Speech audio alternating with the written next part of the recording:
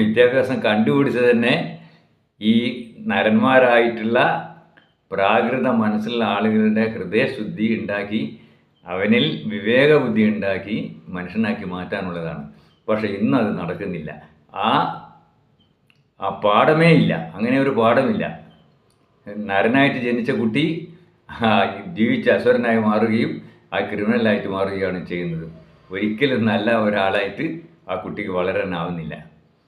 അപ്പോൾ വിദ്യാഭ്യാസ പാഠ്യവിഷയം രീതി മാറണം, പാഠ്യവിഷയം തന്നെ മാറണം.